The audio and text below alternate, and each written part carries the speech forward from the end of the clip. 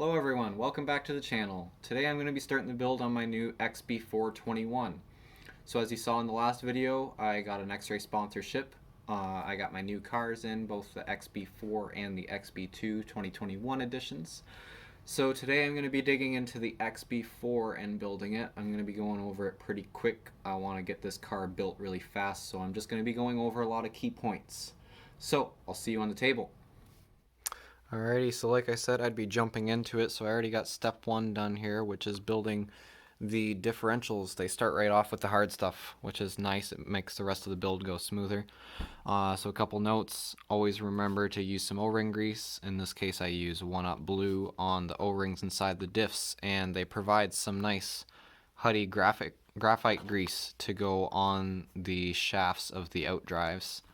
And then they provide some fluid to go inside the diffs. I started off with the kit 7K. I might change that to 10K later. And I always mark with a Sharpie just what's inside the diffs, so in case you don't keep a setup sheet, you know what's inside it. Alright, moving on to step 2. Alright, so step 2, or 1.2, was the center diff. I got that done, 100K oil in there. It feels pretty stiff, actually. It might be good with 100K. I might not have to switch that to 200K, which is nice. So on to the next part, we get to see some of the new parts in this kit, which is the diff case is one of the major improvements. You can see that there's big slots on the front and rear, and what those are for is these pill inserts, which allows you to raise and lower the entire differential without actually raising the whole diff case, which keeps your center of gravity lower, and it allows you to adjust your diff height. Adjusting your diff height basically will just change like your axle angle. So like if you're running on a carpet track where you're running a really low ride height, your arms will be square and you'll want to adjust your diff so that your axles stay square. So other nice parts of this car is carbon fiber shock tower. It's a nice thick, I think this is a 3.5 or 4 mil, I'm not 100% sure, I can't remember, but it's an extra thick rear shock tower, which is nice. We got aluminum or steel, I think, gears inside for the ring and pinion. You can see on the diff here, it's got a steel gear on the differential itself, and then it's got a steel gear going to it with a steel outdrive axles. So it's an entire steel driveline pretty much, which is nice, makes it nice and tough and doesn't wear out very fast. Alright, so I'm going to get this all assembled and we'll check back in when it's done. Alright, so I got the next step done here, which is the rear diff case and the shock tower and the center drive axle. So one tip that will help your durability a lot with your shock tower is to sand the edge of it. In my case I used just a nail file I had in my toolbox. You can use a finer sandpaper, also works, and then just take some CA glue. So I use J Concepts medium glue, and you just go lightly around the edge. If you get too much, you can just wipe it with a paper towel, make sure everything's clean, and then just hit it with some kicker. And that will hold the edges of the carbon fiber together, because carbon fiber is a bunch of little sheets all glued together pretty much. So if you glue that edge, it'll create like a shell around the edge and keep them together, so your shock tower won't fray apart after a few impacts. Just a good tech tip. It even says it in the manual here. If you look on page 5, if you go and look at that, it'll tell you the exact same thing I just told you basically. Alright, moving on. Front and rear ends are together. So everything fits super smooth. I didn't have to worry about the arms being tight. They were very smooth. So were the sway bars and everything. They said you might have to cut a little off the end if it's too long or anything, but everything fit good. I didn't have to struggle with anything, just super smooth, and I was very impressed with it. On to the next step.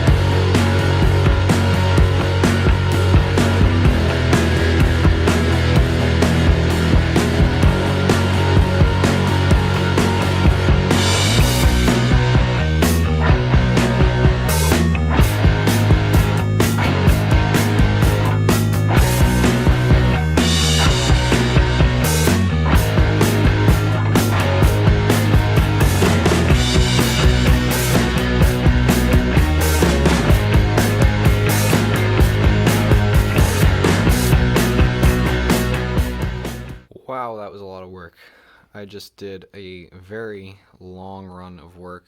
I decided to time lapse it, so that looked pretty cool. But here we go. This is the XB4 now. It's definitely taking shape. There's still a little bit to do, but this looks pretty dang good. I got the whole rear end and the front end all bolted on. All the hubs are done with all the bearings in.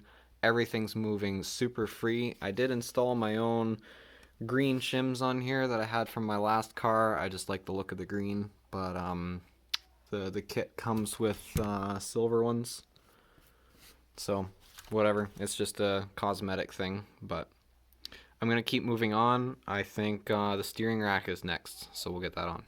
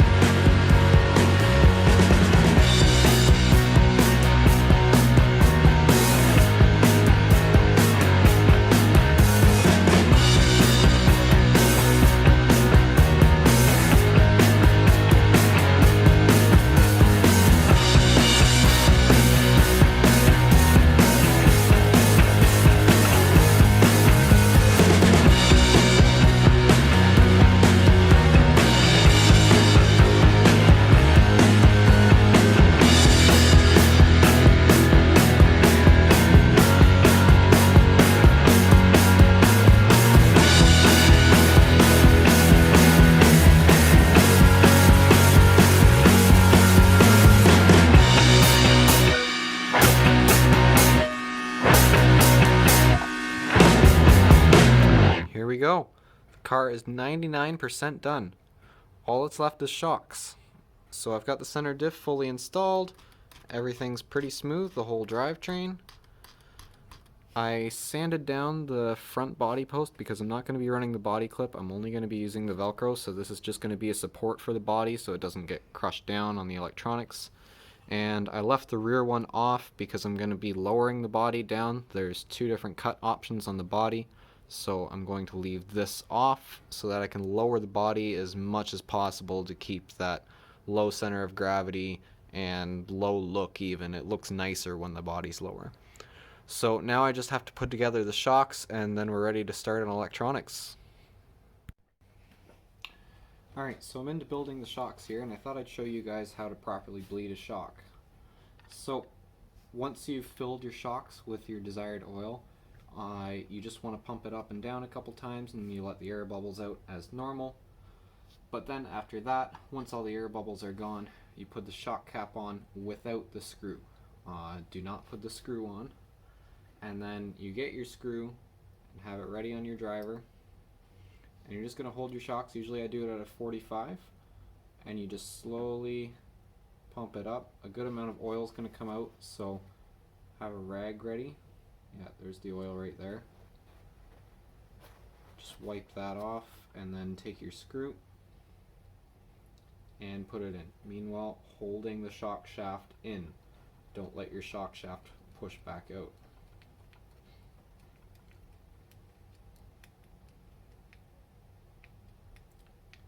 Once your bleeder screw is in, you're going to pump it up and down. Usually I do 6 to 10 times. And then hold it out. You'll notice you'll have a bit of negative rebound. It's going to suck the shaft in a little bit, so to fix that, we're going to take the screw out,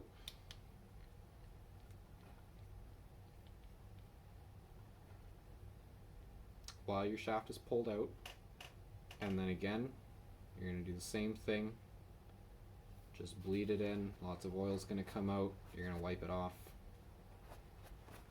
And you're going to put your screw back in.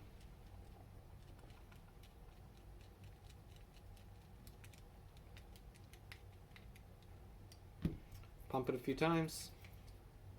And your shock should be good.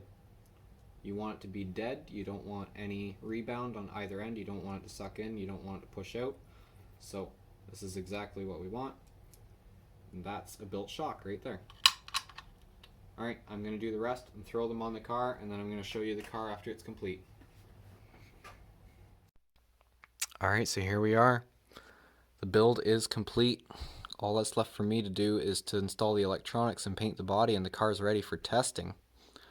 It was a pretty smooth build. I enjoyed this a lot. Very high quality parts. The plastics were very high quality. Aluminum machining was very good. Everything fit perfectly. I didn't have to modify anything. Everything was super smooth.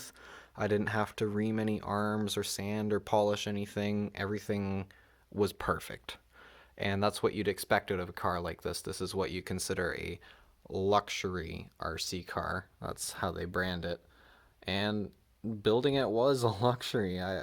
Everything just went together itself. I didn't have to work for it to make it work like I've had to with other cars. And everything's super tight. There's like no slop in anything.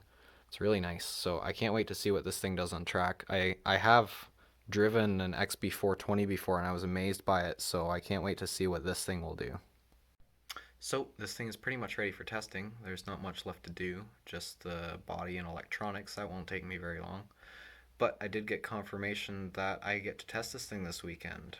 So the new track in Quebec, St. Roch, is opening up. And I got a time slot for Saturday mornings, so I'm going to make a trip up there and vlog the whole thing so you guys get to see the new track and my new car running.